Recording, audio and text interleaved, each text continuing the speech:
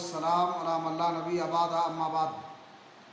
اسلامی بھائیوں، اللہ کے نبی جناب محمد رسول اللہ صلی اللہ علیہ وسلم کا معمول اور طریقہ تھا کہ آپ بچوں کو بھی سلام کرتے تھے، کیونکہ اس میں تواضع کا اظہار ہے اور اس سے بچوں کی دلجوئی ہوتی ہے اور ان پر سلام کی اہمیت بھی ظاہر ہوتی ہے۔ صحیح بخاری شریف میں انس بن مالک رضی اللہ تعالیٰ عنہ کا واقعہ ہے، انہ مر علی صبیان فسلم علیہم وقال کان رسول اللہ صلی اللہ علیہ وسلم یفعلہ، کہ ان کا گزر جو ہے بچوں کے پاس سے ہوا تو انہوں نے انہیں سلام کیا اور اس کے بعد کہا کہ اللہ کے نبی جناب محمد رسول اللہ صلی اللہ علیہ وسلم بھی ایسا کرتے تھے، یعنی نبی اکرم صلی اللہ علیہ وسلم بھی بچوں کو سلام کرتے تھے۔